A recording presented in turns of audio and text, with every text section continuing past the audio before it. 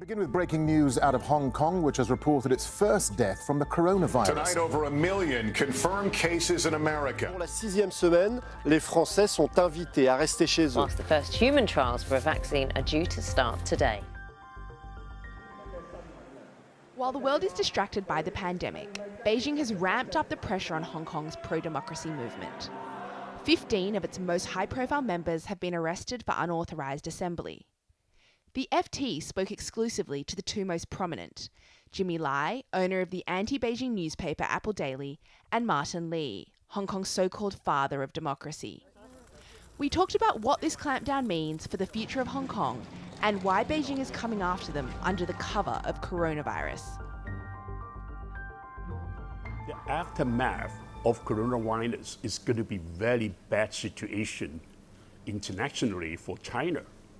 So maybe they reckon that, well, it's going to be so bad anyway, it can't get worse. And they chose this time to do this, thinking, no doubt, that all these foreign countries would be so busy taking care of their people because of this virus. Both pro-democracy activists say that the seriousness of their arrests is nothing compared to other things that Beijing is doing in the city. What we were promised under the Sino-British Joint Declaration was that the people of Hong Kong will be administering Hong Kong with a high degree of autonomy. Now it's completely changed. Now it's the central government administering Hong Kong with complete control. Last year, protests rocked Hong Kong to its core.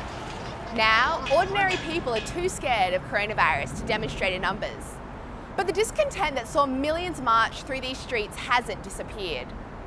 It could easily erupt again. Beijing blames the unrest on meddling foreign powers.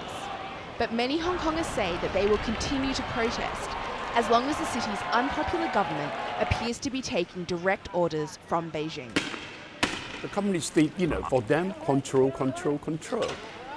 They don't want people to resist them. They want people to be obedient and subservient. They can't stand it. They can't stand Hong Kong fight for the freedom. In September, Hong Kongers will go to the polls in parliamentary elections. Beijing is desperate to avoid a repeat of last year's local council elections, which saw overwhelming support for the pro-democracy camp. You can expect they will stop at nothing.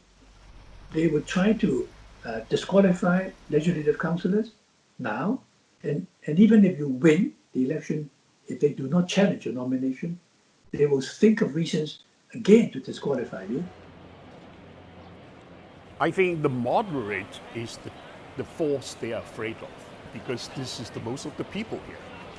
And that's why they try to intimidate the moderates.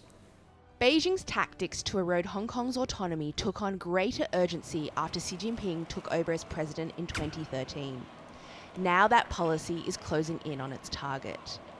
And Xi Jinping, his way of doing things is push it to the end. He never stops halfway.